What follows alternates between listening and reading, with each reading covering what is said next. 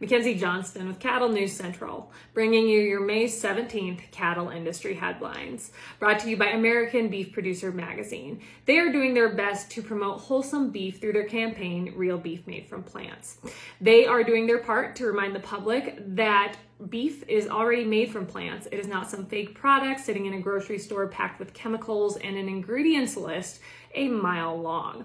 And to do this, they are selling stickers, tees, hoodies, and caps promoting nutritionally wholesome beef. If you want to check out what they have to offer, head on over to realbeef.shop. American Beef Producer Magazine, guiding beef producers for over 25 years. AgRisk Advisors is also a sponsor. They manage your risk so you can manage your operation. With the weather being unstable, there is no better time to look at coverage for your feed crops than now. The annual forage deadline is right around the corner. With their state-of-the-art technology and second-to-none customer service, you can be confident that your policy is in good hands.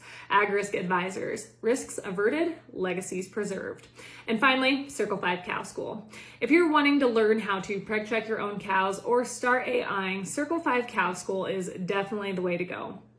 Almost every week, they're hosting classes somewhere between Texas and Tennessee. If you want to check out their schedule, head on over to circle5cowschool.com. That is the number 5 in there, or you can go ahead and just give them a follow on Facebook. Drovers has reported, according to the May USDA crop production report, as of May 1st, hay stocks were down 6.9% year over year and 15.1% below the 10-year average. After 2 years of drought in some areas, hay stocks in the West are down 36.6% compared to 2020 levels and are down 27.1% compared to the 10-year average. Montana is notably hit the hardest when it comes to drought in the Northern Plains and the Rocky Mountain states. Their hay stocks are down 53.6% year over year and down 55.4% compared to the 10-year average. Other states up here in the northern part of the country that have pretty terrible hay stocks include North Dakota. Year over year, their hay stocks are down 45.3%. South Dakota, their hay stocks are down 50.5%. And Wyoming, their hay stocks are down 38.5%. The Southern Plains region, of Oklahoma, Texas, and Kansas had May 1st stocks down 12% year over year and down 25.3% compared to the 10-year average. A few states that are bucking the trend when it comes to hay stocks are Nebraska and Colorado. Colorado had hay stocks up 152% year over year as of May 1st, and their hay stocks are up 30.3% above the 10-year average. Nebraska had May 1 hay stocks up 25% year over year and 14.1% above the 10-year average.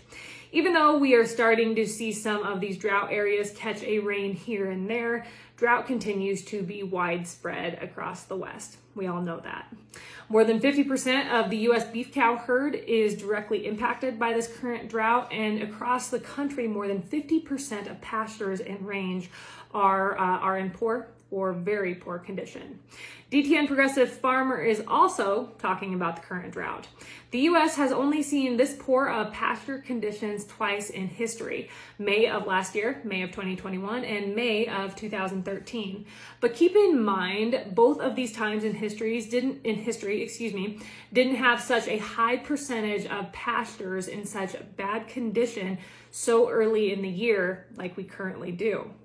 According to Daryl Peel with OSU, even if things turned around tomorrow, conditions have already set the stage for continued herd liquidation, possibly all the way into 2023. Even if the drought would back off and become less of an issue, the industry still has a lot of economic signals to consider, said Peel. We might see liquidation slow if the drought area lessened, but there is a good chance no one would be looking to expand with such high input costs.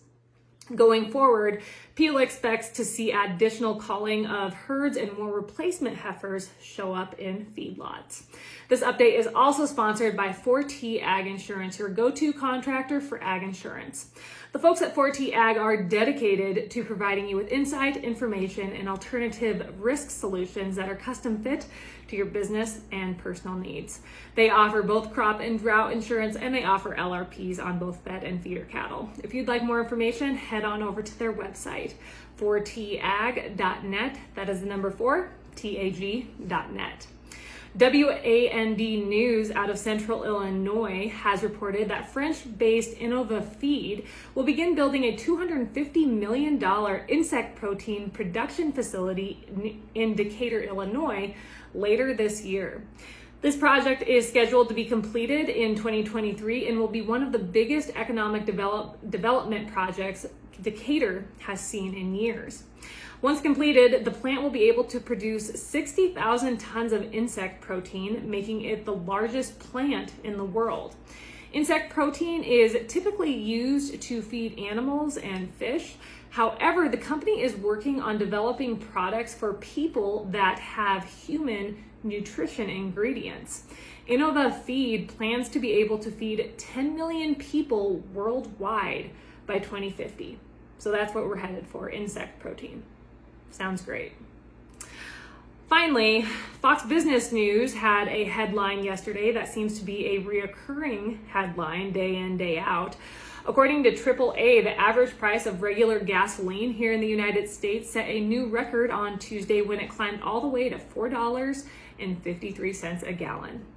That is all I have for you guys this morning. Have yourself a wonderful Wednesday. I'll catch you later.